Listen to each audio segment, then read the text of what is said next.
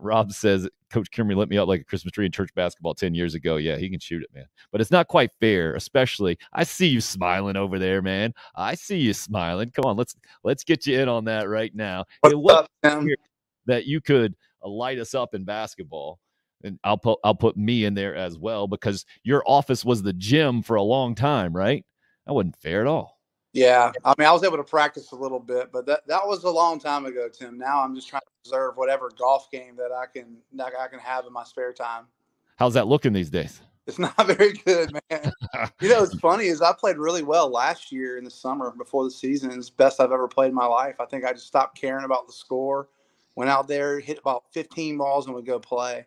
But now I just haven't had a whole lot of time transitioning up here. But there's a lot of really good golf in Chattanooga, so I'm excited. Very nice. Let's get right into that. RL says, I hope Erik Kimrey continues to coach, teach, and lead young men. And I think that's exactly what you're doing. Can you take us in, maybe give us the relatively brief summary of how you have traded out your Gamecock gear, your hat and your shirt there, for the one with the B on it for the Baylor School in Chattanooga? Yeah, it was a really difficult decision. I'll tell you that I love the University of South Carolina and always will. And will always be super grateful for Shane Beamer for taking a chance on a high school coach and hiring me, and had a great experience at South Carolina. I felt like I got a PhD in football in a lot of different ways. But, you know, it's weird. There's an Avett Brothers song. I'm a big Avett Brothers fan. It says, when your love laughs at your dream, it's not half as bad as it seems, but either way, one of them has to go. And I think there's a difference between your dream job and doing something that you absolutely love and maybe were created to do. And I think that doing this on this level, especially here at Baylor, under a guy named Chris Angel, who I've had a long time relationship with at Hammond School, it just was something that drew me in to the point that I couldn't say no. And let me tell you, it was really hard to walk away from what was my dream job and always will have been. But I think this just resonates with me, Tim, a little bit more of who I am and how I can express myself and be creative. I love being a head coach. I love teaching young men some of the things that I've learned and setting a culture up. I love calling plays. I love putting a staff together. I love the heat of the battle when you're more involved in that level. And so all those things, plus the opportunity for my family to come up here and to be a part of this unbelievable school and community, was just something that at the end of the day, I just couldn't say no to. Speaking of that, Baylor has some sweet facilities and amenities. Craig says Baylor's like a college. Tell us about the Baylor School there in Chattanooga, having been a Columbia, South Carolina lifer. How were you introduced to it, I guess? And then how does it compare to some other schools maybe we've seen it around the area? There's nothing that really compares to it. It's just different. It has a boarding component. So we've got 200 to 250 boarders. So there is a recruiting aspect to this. So it is run more like a small college. And it's up. It looks like Hogwarts on the Tennessee River, really. You feel like you're in this kind of magical wonderland of mountains and river. My practice fields are on the Tennessee River. And my wife and I have always wanted to move to the mountains one day. And what's cool about it, Tim, and unique, is that when you come off campus, you take a right, and in 5 minutes you're in downtown Chattanooga, which is an exploding city that's got unbelievable restaurants and, you know, things to do, experiencing the outdoors, you know, musical festivals and things like that. And, you know, there's more to life than what you do, you know, there really is. And this place creates that space for me a little bit more. But it's a great school academically. We've got kids from all over the globe that come here. So my children are going to be, you know, introduced to kids from Canada and China and Taiwan and Russia, you name it. There are people here from everywhere. I think that's a really cool opportunity for my kids to be a part of. We'll live here on campus. So there's houses on campus, and we'll get to be here and live in that community. And that's something that we really enjoyed. We didn't live on campus at Hammond, but we lived really close to it. And that independent school kind of community is something that it's just life-giving, honestly. And so, you know, we're super excited about being a part of the Baylor community for a long time. Teddy just hit us up, says, Let's go, Erik Kimrey. My wife and I were in the West upper stands for the fade. I injured her during the celebration. She stayed with me through the injury. We miss you here in Columbia. And Brian, also, Fade In was a great podcast. Anytime Brad Lawing was on, you know you were about to hear some great stories. So any plans to get that thing back up and running? Not right now. I don't think I'll ever do something around Gamecock football again, but I could see in the future, not this year. This year is going to be kind of an acclimation year for me. Doing something around a podcast, and it may be broader than football.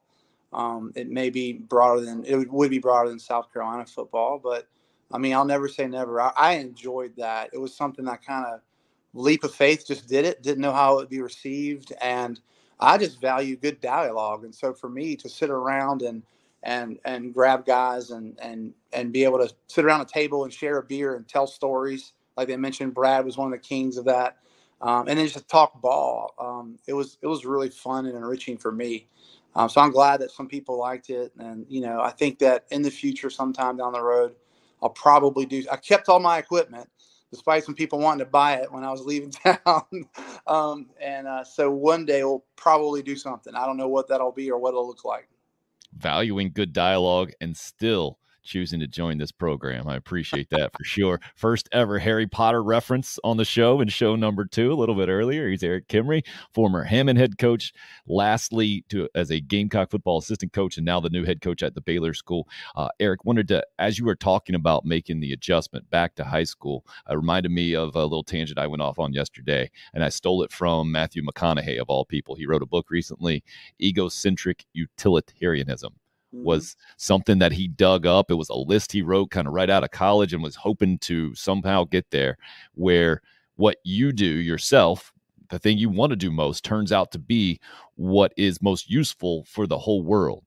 Do you think you were born to be a high school head coach and teacher? Yeah, I do. I mean, I don't know, what are we born to do? I think that's hard to delve into exactly how. I mean, we're the most complicated creatures in the cosmos, us humans. We're there's no way, shape, or form that we can actually figure ourselves out completely.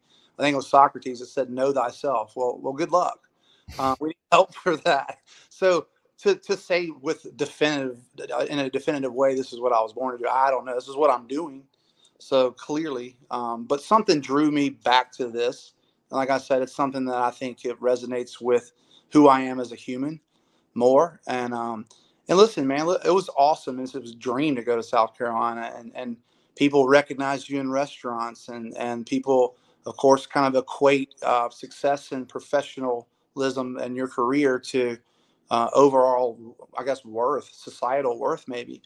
And I think that we have to be careful with that, Tim, and heck, you with what you just went through, I'm sure that you asked these questions of yourself. But to me, I think the greatest legacy that you'll live is your children, that you'll leave is your children or your family or close friends if you don't have children.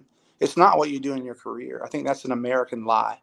And so, but it was tempting, and I liked it when people recognized me and patted me on the back and told me what a good job I was doing. But there was something bigger and deeper and more fulfilling for me. And so, and it's going to come at a cost too. I love Columbia, and we're leaving so many great people and rich community that it's going to be painful. But I think at the end of the day, we'll be stronger people for it.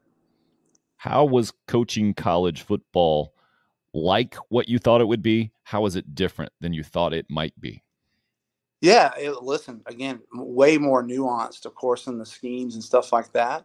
It was exciting. It was really exciting. Game days were so much fun. The intensity of the battle was great. It's kind of all I remembered as a player, too. It's a big organization.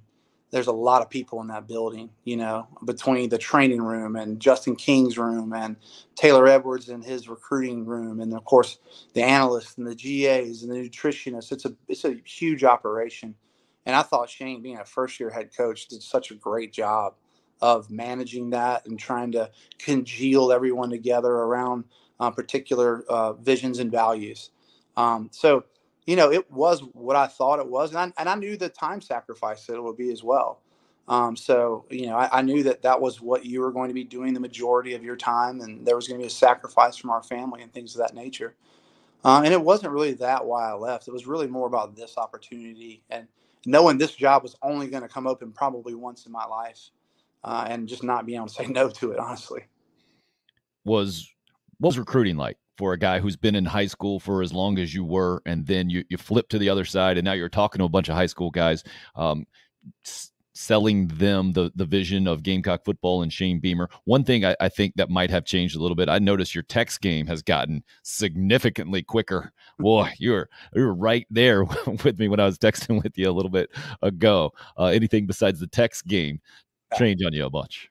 Now, I liked recruiting a lot, Tim, and I felt like it was an area that I would excel in, sooner or later, and had some really great relationships with some guys out there, and got really close to a big time recruit last year, and really gave him a lot to think about. We didn't get him, but it was, I mean, I understood why he did what he did.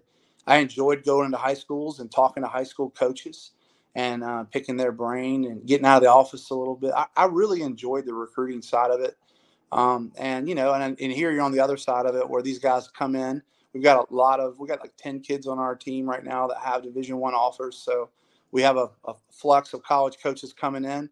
And I kind of was like, wow, I was in that seat last year and now I'm back in this one, and you experience it on both sides. But I enjoy it. It's changing, I don't think for the better right now, but in terms of what kids are asking and the conversations around recruiting. But it really still comes largely down to relationships.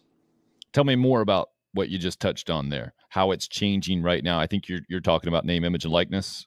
Yeah, I mean, absolutely. And then even the transfer portal, those things both started right when I got hired. And those are components of college football that have radically changed how it's operating. And I think that the primary component of recruiting right now is going to be NIL.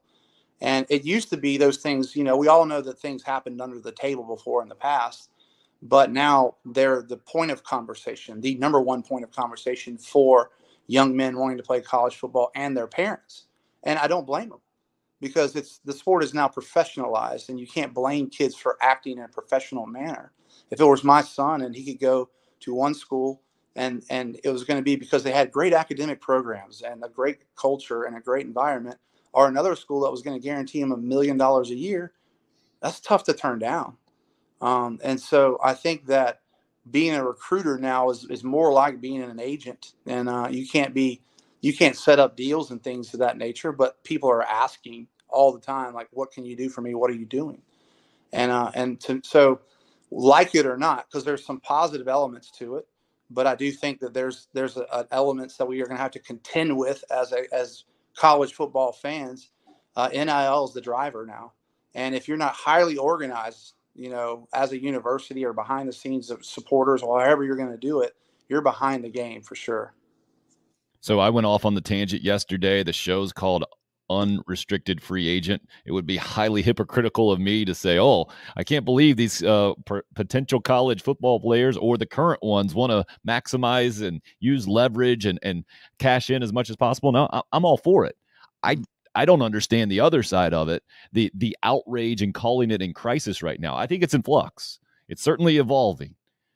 I think the question becomes, in a rational conversation, a good dialogue, if you will, Erik, what are some guidelines that the NCAA can introduce? What would you like to see as a former assistant coach, a guy who's been there, who's had these conversations? What makes the most sense now for college football to move forward in the healthiest way? I don't have an answer to that question, Tim. I'd have to think about it more. I do think that it's the wild, wild west right now. So I think the system is going to be in place to where the rich get richer. And the schools that have the best financial backings behind the scenes in these LLCs or what have you are the ones that are going to emerge as contenders. And they're going to figure it out and only get better and better and better every year. Can I stop you right there? Because I know you're a big spirit guy on a team, right? Not just really good players, but a team has a spirit and has to come together in the whole thing. I retweeted over the weekend that Texas has had the richest athletic department. They had 0 guys drafted. They haven't been in the college football playoff. Southern Cal has made headlines with the Pitt wide receiver and trying to lure him over with $3 million in a house, the whole thing. I haven't seen Southern Cal in the college football playoff finals here or the semis, the whole thing. Do you think just because you get the best players or you offer the most that it necessarily it sounded to me like you do think that it is going to automatically put those guys up there, but knowing what you know about the inner workings of the locker room and putting pieces in places, is that really going to be A plus B equals C scenario in college football or college athletics in general right now? Well, we like to put things in simple terms like that, Tim. And we like to say, well, this is black and white, and that's it. And the answers are always gray. But I will say, if you could say, hey, you can have a team with the best players on it, you would say yes. And these schools are going to get the best players. But they Now, already have, right? well, not necessarily. Texas hasn't. Just you didn't say they had Right. the best players. They had the richest, like they have a lot of money. Well, now they ought to start getting the best players. I think you're seeing that with A&M. That you're seeing that emerge. I think it will happen at Southern Cal. But if you can tell me who are the best players, they're in the SEC. There's the schools that get the most draft picks. Who's had the most? Well, look at Georgia, look at Bama. And those are schools winning national championships. So that's a huge part of the equation, right? You can be the greatest coach in the world, and if you don't have the players, it doesn't matter. Now, also, you can have the players, and you can screw that up, and you don't attend to the spirit of a team, so to speak. So it's a both and.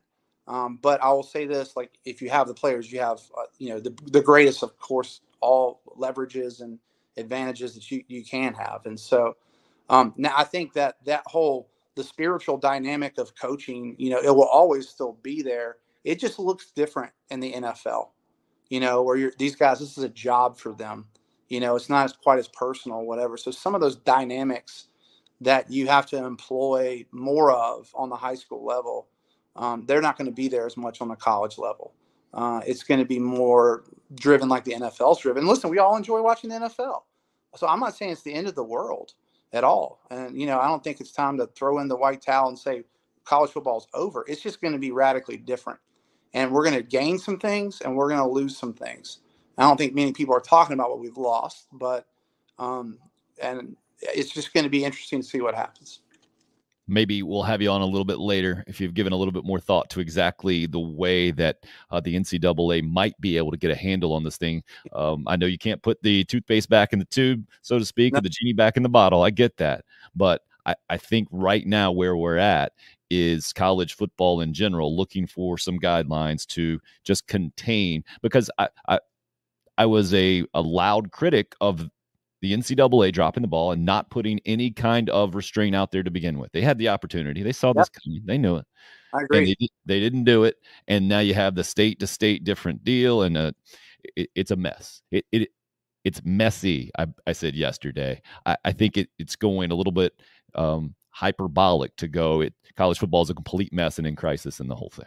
No, I don't think so. I think it's a mess and in crisis. Okay. So and I think that sooner or later, you're going to have something like a commissioner.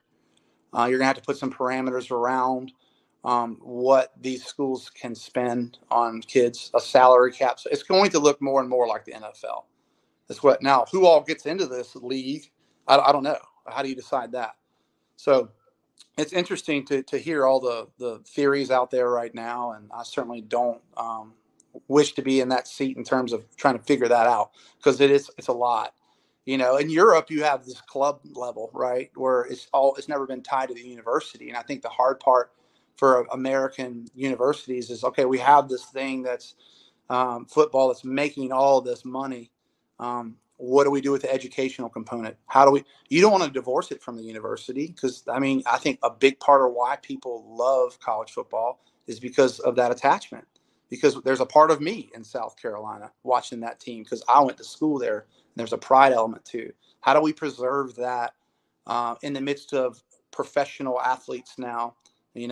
How much do we require of them? What are the ethical dilemmas around that? So many kids have gotten their degrees because of that, and so many won't if that part of it's not a component of what you provide. So again, that's just one tiny little problem of a lot. So it's going to be interesting to sit back and watch it play out.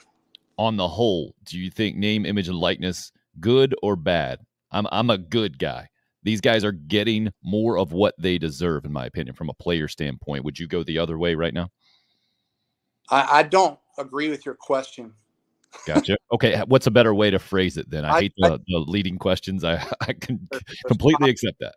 there's positives and there's negatives, and money doesn't solve all problems. Could Um, I phrase it a different way then? If you could go back, would you not allow the name, image, and likeness rule to have taken place? the way it's currently structured, no, I wouldn't. Okay. But I do think that there's a place for college athletes earning, for sure. I just think, like you said earlier, we just threw in this gas in this fire, and Right. we're surprised that there's a huge explosion. So again, humans are complicated creatures, and just throwing money at people doesn't solve all their problems, right? No Um, doubt. I'm not saying you shouldn't. I'm saying that we need to be careful how we tread this water, so to speak, and make sure we're giving young men the right guidance that's going to be in their long-term health.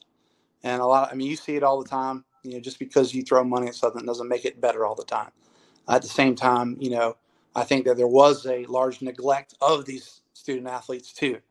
And so somewhere in the middle, there's something that we're going to have to fight through, and it's going to be messy, and we'll stumble through it. And hopefully, we'll come out of a place where this is a great opportunity for student athletes that sets themselves up for the future, and they've got all the parameters in place to make sure that those things happen in a way that's most conducive for the student athlete.